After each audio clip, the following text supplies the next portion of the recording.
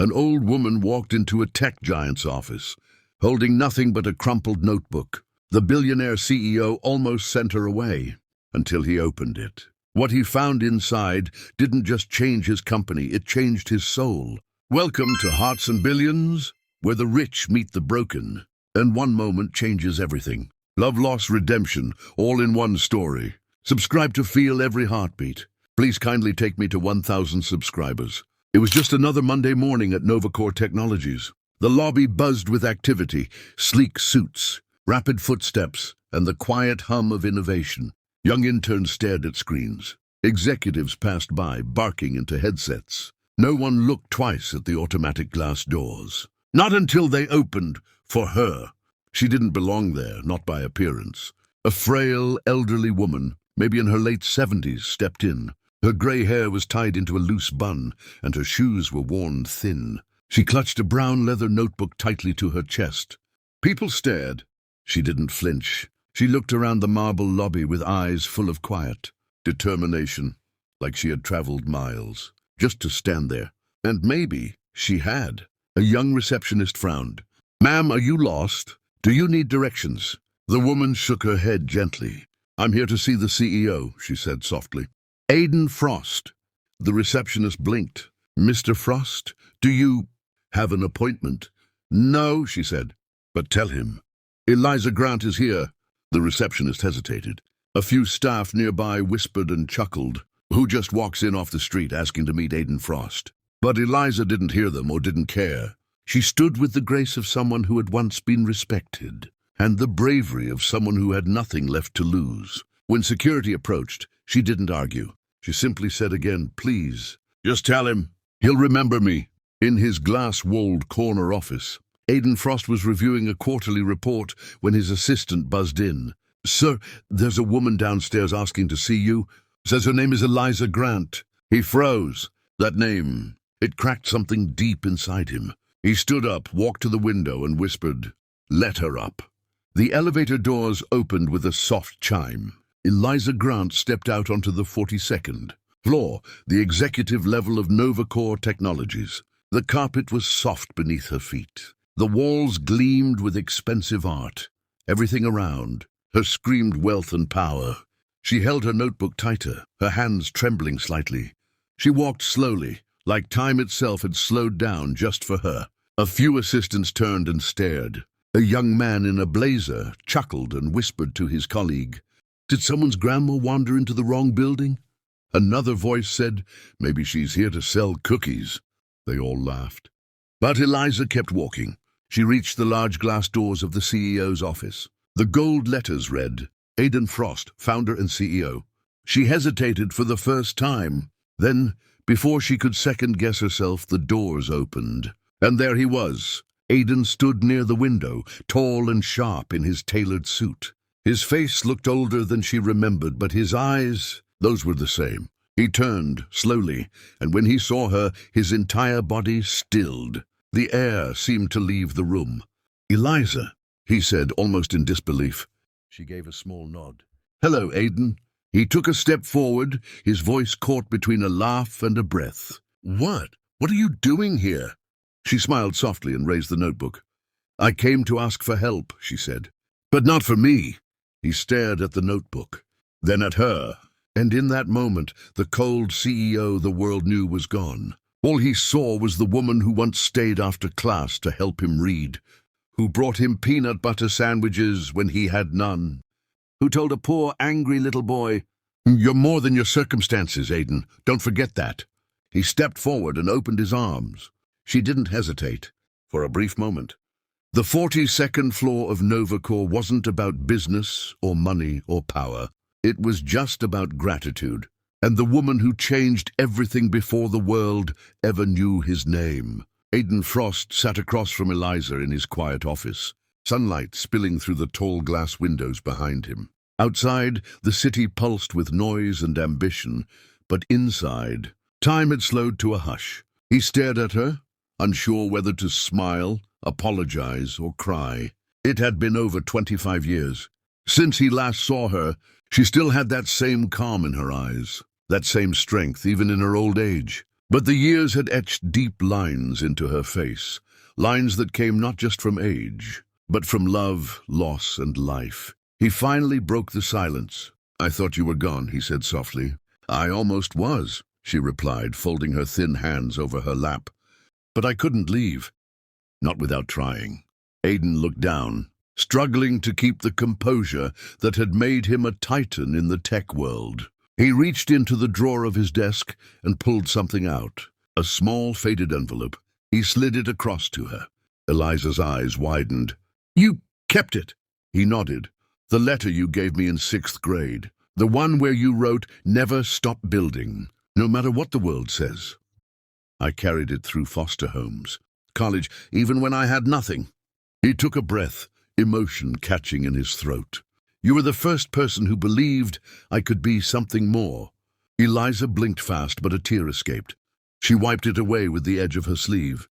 "And look what you became," she whispered. Aiden looked away, ashamed. "I became everything, and somehow lost the most important parts along the way." Eliza tilted her head. "Is that why you looked so surprised to see me?" He nodded. "Because I buried you." He leaned back in his chair, voice softer now. "I buried that part of me, the boy you protected, the one who was hungry, angry, scared. I built walls, businesses.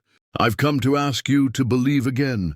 For him, Aiden's fingers traced the edge of the drawing. He felt his walls crack. This wasn't business. This wasn't charity. This was a full circle. He met her gaze. "I don't know what I'm about to read in that notebook, Eliza. But if you say it matters, I'm listening." Eliza smiled gently, quietly. "Then we haven't lost him yet."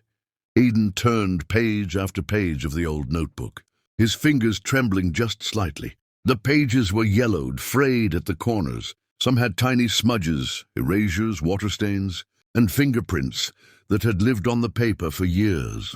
But each page was filled with something rare and beautiful. Dreams. Not numbers, not budgets, not code or business plans, but dreams drawn by a child. "Who was he?" Aiden asked quietly. Eliza smiled sadly, watching him from her chair. "His name was Eli, my son." She gently pulled a photo from her purse and handed it to Aiden, a boy about 12, thick glasses, gap-toothed smile and eyes full of light. "He was born with a muscle disorder," she said. "Doctors said he might not walk. But that boy, he ran in his own way, in his mind." She nodded toward the notebook. "That was his playground." Aiden flipped to a page with what looked like a toy robot, drawn in pencil with tiny arrows and childlike handwriting. "A voice-activated helper bot for old people, version 7, has T feature." He smiled, then swallowed hard. "I would have loved this kid." Eliza blinked, tears glistening. "He would have loved you, too. He knew your story. I told him about the angry boy with nothing, who became something because he didn't give up." Aiden looked up from the sketch. "What happened to him?" "He died at 14, Eliza said softly. "His heart just stopped one morning. In his sleep." A hush fell between them. "I buried him," she added. "And for years I carried that notebook from city to city, cleaning houses, babysitting, working at laundromats. I never knew what to do with it." Aiden closed the book gently. "So why bring it to me now?" She held his gaze. "Because I saw your name on TV last month. You were talking about the future of tech, artificial intelligence, compassionate design." She leaned forward. "And I thought, maybe the boy I once helped could help my son's dreams live on." Aiden sat in silence, notebook still in his hands. No one had ever brought something like this to him before. No pitch deck, no investor, no prototype, just love, pure and unshakable. Written in pencil, held in a mother's hands. "You're asking me to build this?" he finally said. "No," Eliza replied. "I'm asking you to believe, just like I did once, when I gave you that letter." He stared at the notebook again, at the messy, brilliant dreams of a boy no one had noticed, until now. Then slowly he nodded. "Okay, Eliza, let's build it." Aiden sat alone in his office long after Eliza had left. The notebook was still on his desk, open to a page where a crooked robot held a tray of tea. Below the drawing, in small, neat letters, it read, "Eli's helper bot for Grandma when her knees hurt." He stared at it for a long time. The same man who had overseen billion-dollar product launches, who had rejected thousands of polished investor proposals. was now captivated by a child's pencil sketch. He picked up the notebook again, and this time he didn't flip through it like a businessman. He read it like a human, like a boy who once needed someone to believe in him. That night, Aiden called a meeting with his top engineers, secretly. They gathered in a small glass conference room, confused. No screens, no slides, just a notebook in the CEO's hands. "I want you to look at this," he said, placing it gently on the table. One engineer raised an eyebrow. "Sir, this is a child's notebook." Aiden nodded. "Yes, and it might be the most honest vision we've ever seen." Another engineer laughed awkwardly. "But it's drawn in crayon." "I know," Aiden said, "but it's not about the drawings. It's the heart behind them. Look at the ideas." They did. They saw pages filled with things that were now at the cutting edge of tech: voice, assistance for elderly care, wearable health trackers, even emotion-reading AI. Eli had imagined them all, years before they became headlines. But his designs weren't built for profit. They were built for people. A page showed a drawing of a small box that could read text aloud. It was titled, "For Kids Who Don't Read Good Like I Did." Another sketch had a robot with an umbrella. "I keeps Mom dry when I can't run." Suddenly, no one was laughing anymore. One young intern, barely 22, spoke up. "These aren't just gadgets. They're love stories in machine form." Aiden looked around the room. "I want this built," he said. "Every idea we can translate into something real. Call it Project Eli." Silence. Then one voice. "The board will kill you." "I don't care." The days that followed were filled with energy the company hadn't seen in years. Engineers stayed late. Designers debated over napkin sketches. The notebook was scanned and projected on walls like sacred blueprints. And every time something worked, someone whispered, "Eli would have loved this." But as the project moved forward, Aiden began to notice something else. He wasn't just building a product. He was rebuilding himself, the part of him that once dreamed for the sake of dreaming. And for the first time in a long time, the cold, calculating CEO felt something he thought he'd lost. But it didn't take long before the whispers started. Why is the CEO obsessed with a child's notebook? He's pouring money into a vanity project. This isn't scalable. It's emotional nonsense. The boardroom was tense. Dark suits, cold stares. One by one, the board members looked at Aiden like he had lost his mind. "You're telling us," one man said slowly, "that our next product line is based on a dead boy's drawings?" Aiden didn't flinch. "Yes." Another board member scoffed. "We are not a charity.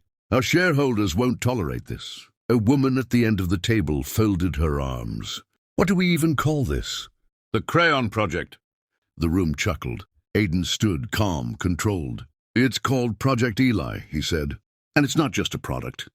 It's a legacy, one that can change lives. But will it make us money?" Someone shot back. He looked around the room and said with quiet conviction, "Sometimes the return isn't just profit. It's purpose." They didn't vote him out. Not yet. But they made their stance clear. Cut the project. Focus on what works. Stick to the plan. Aiden left that room with a storm inside him. For years, he had played their game. Stock rises, mergers, innovation built on speed and market demand. But now, when something real came along, they couldn't see it. That night, he stood in his empty penthouse, looking out at the city. The lights blinked like stars, but they felt cold now. He poured himself a glass of water. Not scotch, not wine. Just water. On the kitchen counter lay Eliza's notebook, open to a page with a small note Eli had written to his mom.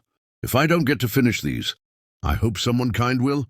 The words hit harder than any boardroom insult ever could. Aiden sat down and whispered, "I will." The next morning, he returned to the office with red eyes and a steady heart. He called his assistant. "Set up a private lab. Small team, quiet, off-site if we have to. And double their pay."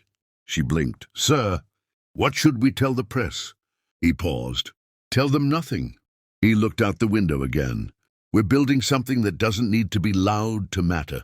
Behind closed doors, in a small lab without logos, the heart of Project Eli kept beating, slowly, quietly, but stronger than ever. Because Aiden knew, greatness doesn't always start in boardrooms. Sometimes It starts in notebooks carried by grieving mothers. Project Eli had heart, but heart wasn't enough to keep the storms away. The first crash came quietly, just a single email from legal. You don't own the rights to Eli's designs. There's no release form, no IP agreement. Aiden stared at the message in disbelief. They were drawn by a child, he muttered. Yes, said his lawyer, which makes it even more complicated. There's no formal consent, no transfer. If this ever goes public, it's a lawsuit waiting to happen. Aiden slammed the laptop shut. The second hit was worse. His lead engineer, Rachel, quit. I believe in Eli's dream, she said. But the pressure's too much. The board's breathing down our necks. They're threatening to cut our benefits if this fails. She handed in her badge. I'm sorry. I have a daughter. I can't risk her future. Her words stung more than he expected. Aiden didn't sleep that night. By the end of the week, 3 more team members left. One of the prototypes failed during testing. The T-bot short-circuited and spilled scalding water during a safety trial. Investors started backing out of other projects, not because of Eli's project, but because Aiden had become unpredictable. News outlets caught wind of the rumors. Tech titan losing grip? Frost chases fairy tales while stocks fall. They didn't name Eliza, but they didn't need to. Then Eliza got sick. She called from the hospital, her voice faint. They say it's pneumonia, she said. But don't worry about me. Just focus on Eli. Aiden visited her that night, bringing a sketch one of the interns had cleaned up digitally. It was Eli's voice assistant, now redesigned with soft edges and warm eyes. Eliza smiled, tears in her eyes. He'd think that was magic. Aiden held her hand. We're not quitting. But even he wasn't sure anymore. The lab was falling apart. The board was circling. And Aiden, once the unstoppable billionaire, was being called a fool behind closed doors. Was he losing everything? He looked in the mirror and barely recognized himself. Not because he looked tired, but because for the first time he looked real. The polished mask was cracking and something more human was showing through. Then one rainy night he returned to the lab to find it empty, except for one intern, the youngest of them all. She was hunched over a desk, working on Eli's smart reader for kids with learning disabilities. She looked up. I didn't want to leave it half-finished. Aiden sat beside her, and in that quiet, leaky basement lab, with thunder rolling outside. They kept building. The boardroom was full, every chair taken, every suit crisp, every face cold. Aiden stood at the head of the long marble table, no slides, no laptop. Just a single item in his hand, Eli's notebook. I know why we're here, he began, voice calm but heavy. You want to vote. You want to shut down Project Eli. No one spoke. They didn't need to. The air was thick with judgment. One man leaned forward. Your actions have cost us millions. Aiden, your silence, your secrecy, it's reckless. You've lost sight of your role as CEO. Another woman added, you were once the smartest man in tech. Now you're chasing the ghost of a sick child. It's not business. It's sentiment. He looked at them, each of them, and then down at the notebook. I used to think like you, he said, that everything had to make profit. That heart got in the way. He opened the notebook to the first page, a sketch of a little house on wheels, labeled, so homeless people never have to sleep on the ground. I buried this side of myself for decades, the part that wanted to build because it meant something, the part that knew kindness wasn't a weakness. He looked up again, eyes clear, and then a woman walked into my office with a notebook and reminded me who I was. The room remained still, cold. The chairman finally spoke. So, what are you saying, Aiden? He took a breath. I'm saying I won't. Stop Project Eli. Fire me if you want. Strip my title. I don't care. Gasps rippled across the room. But if this company has any soul left, any purpose beyond numbers, then you'll let me finish what that boy started. They voted anyway. 7 said no. 4 abstained. Just one said yes. Aiden stood alone. They removed his authority over new product development. Cut funding. Locked him out of the private lab. He walked out of the boardroom with nothing in his hands but the notebook and a promise burning in his chest. He didn't need their permission because he still had the vision, the team, and the reason. That same day, he emptied his personal account. He called a small firm of retired engineers. rented a space on the edge of the city, and built something better than a tech empire, a dream factory, and he named it Eli Corp. 3 months had passed since Aiden walked out of that boardroom. No press conferences, no announcements, no product launch buzz. Just quiet work, real work. Inside a repurposed warehouse with peeling paint and second-hand tools, the heart of Project Eli kept beating. Volunteers came, retired engineers, fresh grads, people who weren't hired. They believed their way in. Aiden sold off 2 of his luxury properties to fund the prototype phase. He didn't care, because one afternoon, just as the sun dipped behind the city skyline, the first real test of Eli's companion bot was ready. They wheeled it into the children's rehab center, where kids with mobility disorders were often left to sit in silence. The companion bot rolled in with soft lights, a soothing voice and a tray that offered snacks, crayons and notes like, "You're stronger than yesterday. Want to draw something today?" The children laughed. One nonverbal girl touched the robot's hand and smiled for the first time in weeks. A nurse filmed the moment, tears streaming down her cheeks. That 19-second clip went online and changed everything. The video hit 2 million views overnight. The next morning, hashtags trended. A Project Eli, duck robots with heart. Believe like Aiden. News crews surrounded the tiny lab. Reporters begged for interviews. Tech blogs that once mocked Aiden now called him the man who rebuilt his legacy with love. And amid all the chaos, Eliza, still frail, wrapped in a knit shawl, watched the viral clip on a hospital tablet. She smiled, whispered, "He did it, Eli," and closed her eyes to rest. Back at the lab, Aiden stood in front of the prototype team. No suits, just a hoodie and jeans, notebook still in hand. "We're not here to impress investors," he said. "We're here to make kids feel seen, heard, loved." One of the young interns raised her hand. "Sir, the world's watching now. What should we tell them?" He smiled. "Tell them this began with a boy no one saw, and a mother who never gave up." The world knew Aiden Frost now, not as a billionaire tech mogul, but as the man who gave life to a forgotten boy's dreams. But the woman who lit that fire was fading. Eliza had grown weaker by the day. Her hospital room, once quiet and still, was now filled with cards from children, helped by Project Eli. Drawings, notes a handmade, crowned from a little boy that read, "A Queen of Robots." She kept it on her nightstand. But one morning, when the sun spilled softly through the blinds, a nurse walked in and found her still, peaceful, hands folded, a faint smile on her face. Gone. On her lap, a sealed envelope, marked with Aiden's name. When Aiden arrived, he stood in silence. He had seen boardrooms collapse, stocks crash, inventions fail, but this felt heavier than all of it combined. The nurse handed him the letter, eyes glassy. "She wrote it last night. Said you'd know what to do."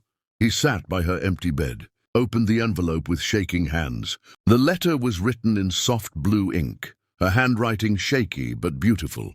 "Dear Aiden, thank you for not forgetting the boy who dreamed in broken crayons. Thank you for believing in something the world called impossible.